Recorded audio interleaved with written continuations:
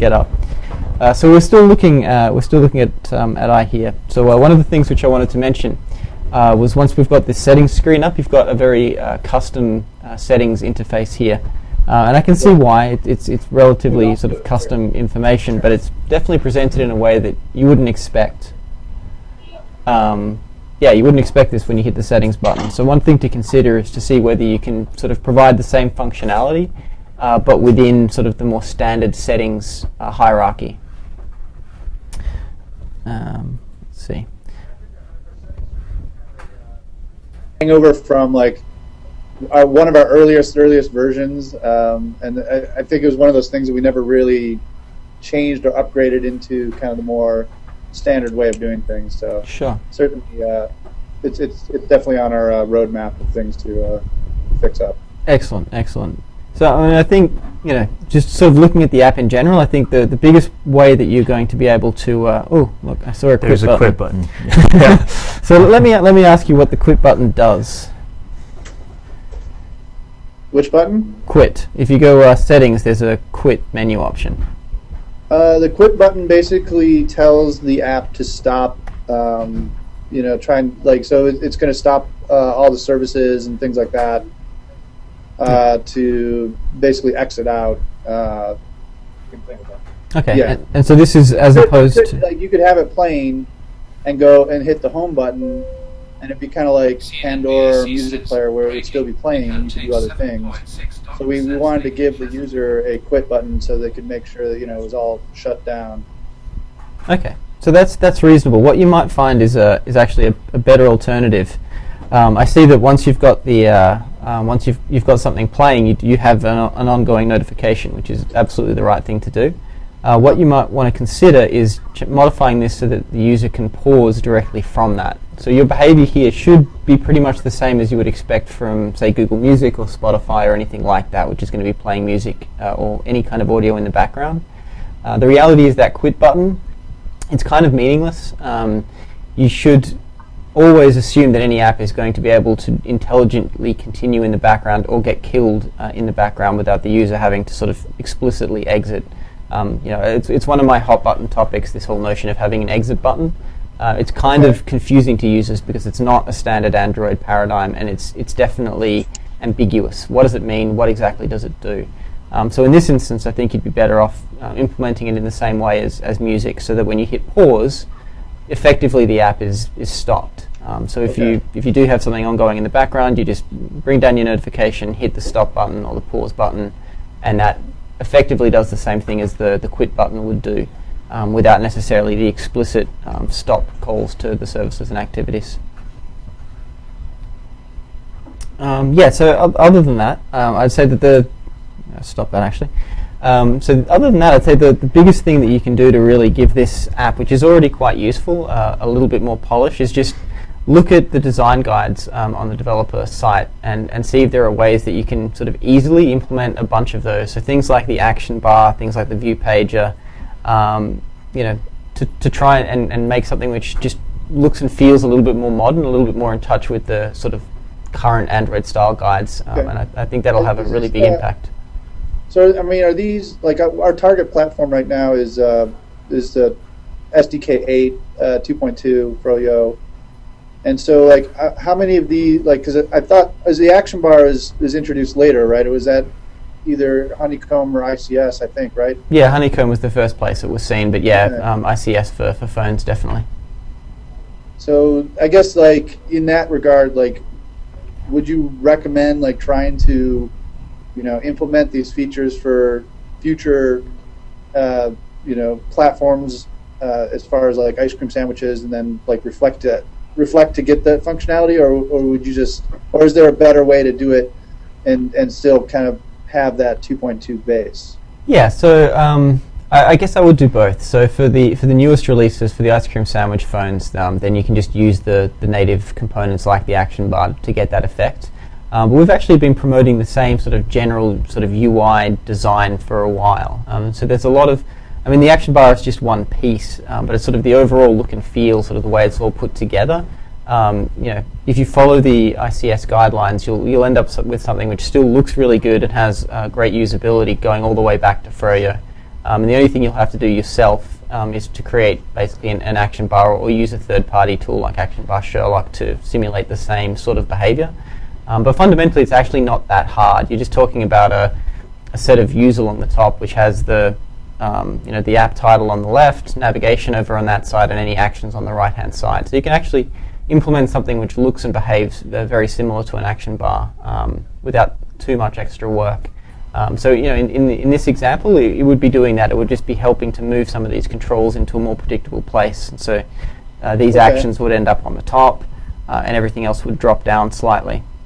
Exactly how these controls would be implemented, I think, is kind of a more challenging UI question. Is something that I think maybe Roman would have more opinion on. But again, looking at similar apps like podcasting apps or music apps and seeing how they do the relative split of information, I think could be really informative. Okay. So, Reito, I'm loath to interrupt any action bar conversation, but I did want to point out we have Wenbo Shi on the Hangout as well, creator of Receipt Ninja. Okay. Awesome. So it would be great if we could spare him a little time as well. We're at Absolutely. 1:40. Cool. Let's split across. So that's I think that's pretty much the key of what we were going to say. Was there anything else you wanted to say? I just wanted to show real quick the tablet version here. Basically, the same type of feedback. These touch points are really tiny. You can see my fingers like just massive compared to it.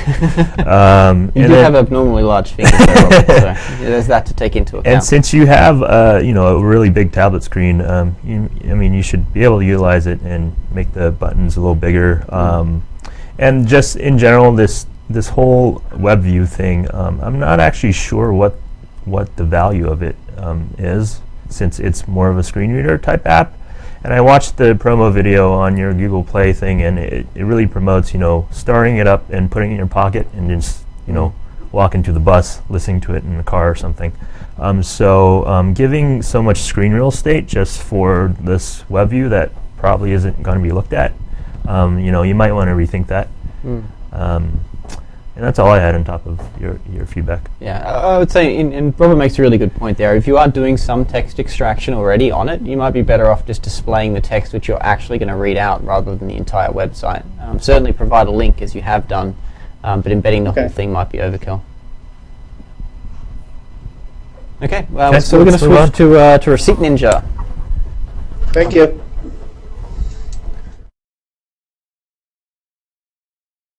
Very blue. Hey, that's better. All right, so we're going to check out now Receipt Ninja. We have the developer of Receipt Ninja also on Hangout. Is that right? Yeah. Hey. Awesome. Hey guys. Hello. I can see you out of the corner of my eye, if not out of the front. So we've got it here up on the phone, which we can take a look at. Perfect. So again, this is a point which we've made in the past about apps which start up and straight away ask you to rate the app. So I have started this a couple of times, so it's possible that it didn't do this the first time, but I have a vague recollection that it did. So this is kind of tricky because I can't really rate an app that I haven't used yet. So we definitely recommend that if you do choose to encourage your users to rate the app, then to defer that until they've at least used the app a few times. Now, I think we set this up in the app already. It's like 7 times after you use the same app. Okay. So again, there's a couple of issues here as well, which I do want to take the time to highlight. As you say, so it takes until 7 times, and you have no way of knowing whether or not I've already rated Receipt Ninja. So if I have, then this is kind of spammy. It's like, I've already rated you, stop asking me to rate you. And at the same time as well, it's you sort of the impetus here to ask people to rate your app. I understand that you work really hard on something and you want people to to provide that feedback, to give you a great rating if that's what they think it deserves. The reality is the people who are inclined to do those ratings, they just will. It's not that they just I just forgotten. If you hadn't mentioned it, then I wouldn't have gotten around to it. Most of the people who are inclined to already will. So again, you're sort of spamming people who either will have done it anyway or weren't really inclined, just to be able to get a couple more people, perhaps some small percentage, which needed the prompting.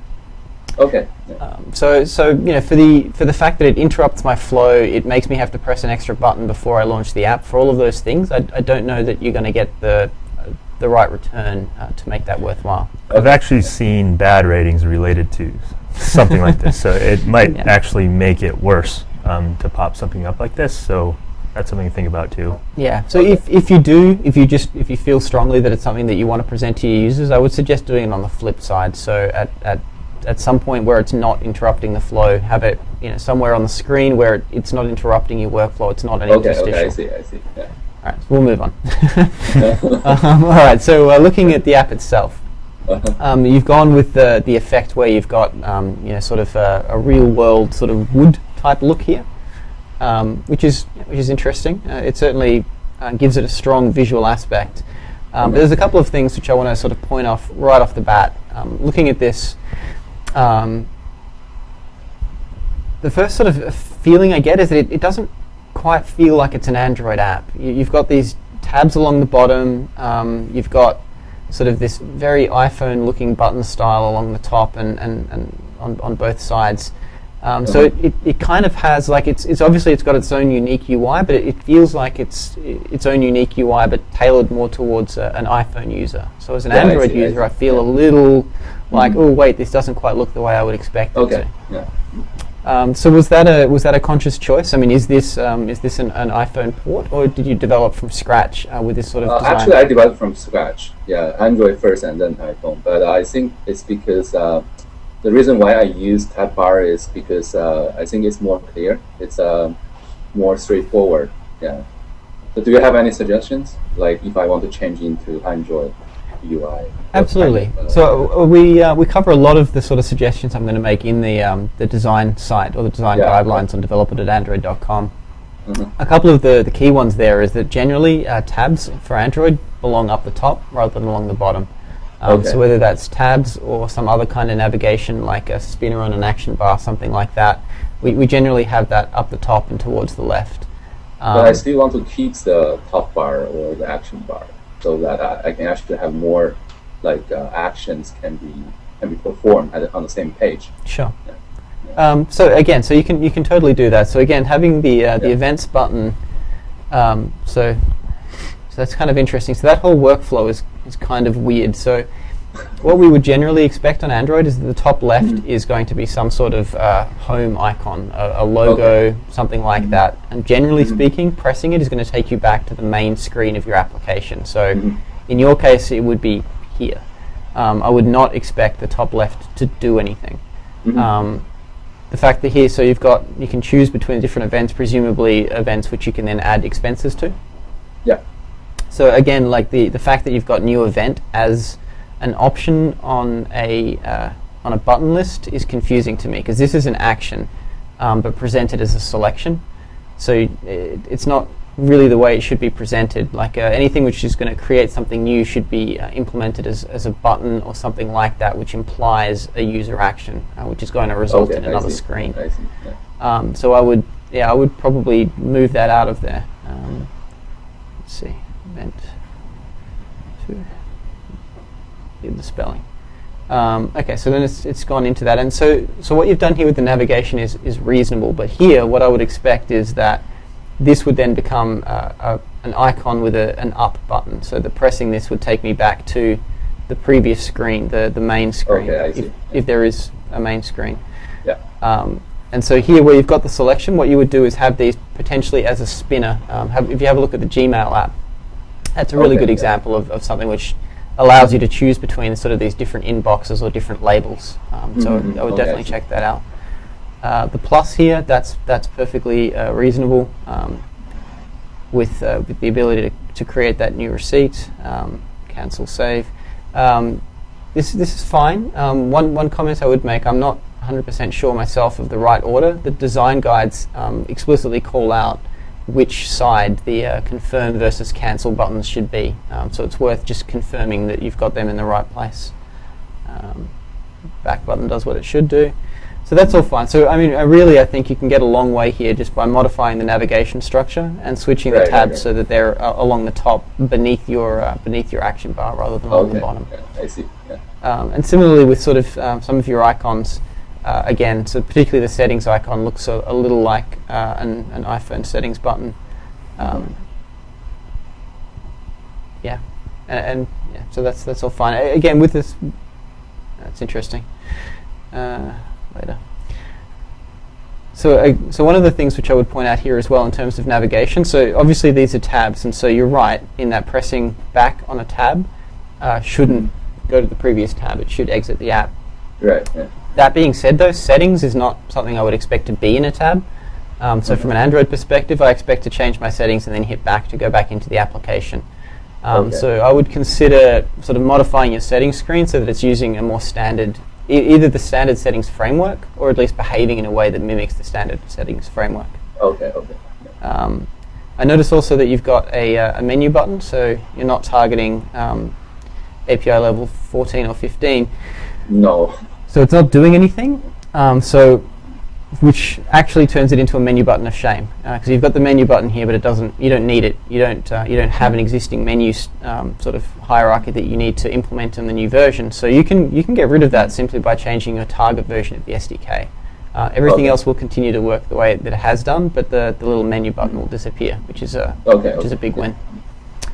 Let's see. I think we're rapidly running out of time, so I don't think we really have time to go into sort of the functionality in too much detail. I think you may have had a chance to look at this last week. Is there anything short and sharp we can?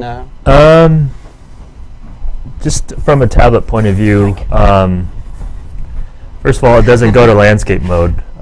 Yes, tablet view is essentially very big phone view. Yeah, it's just very big phone view. So I can show you the tablet view. Yeah, there you go. This is just zoomed right out. So the thing I suggest is just to use fragments and maybe make this screen here when you add a new receipt. One side of the screen a view of all the events, and then you select the event, and on the other side of the screen would be the receipts for those events. Right. Yeah, absolutely. So that'd be a little nicer for the tablets, because right now it's just a lot of wasted space right here. You see. Just a bunch of wood. It's nice wood, but it's nice a lot of wood. Yeah. Yeah, that's a really good tip. I mean, a lot of the times with your, anytime you've got sort of two levels of navigation, which you effectively do here, you've got the 3 tabs plus the events to choose. That's report type. It's interesting. So you've either got the tabs and then you've got the different events, the different report types, and all of those things. So on a tablet, you can remove one additional layer of navigation, and that's often a really good approach to how do you do your tablet UI, is remove one navigation layer. Yeah. Okay, so we're running out of time, and we want to try and make sure that we can get the games review up and running with slightly fewer technical difficulties than we've experienced. So we're going to send you some specific feedback as well, the things which we didn't get around to. But thank you very much for joining us on the thank you. Hangout. Yep. And Reto, the collective consciousness of the internet has asked me to ask you to actually send the feedback that you promised. we do have 2 or 3 developers that did not receive anything from us. So Very well. I apologize for not getting on that and sending it through to you more rapidly. We will definitely send that to you in the next few days, next few days after this long weekend, so that you can actually take advantage of some of the advice that we've been given. So yes, apologies for the delay. Oh look, we're the right way around. How exciting. All right, so we're going to sign off. Thank you very much for joining us this week and for persevering through the technical difficulties. Hopefully we will have fewer of those and more great apps to review in the coming weeks. We're going to sign off. Stick around. Ian and, actually not Dan, Ian and Alex. Alex, yes, our replacement bearded friend, will be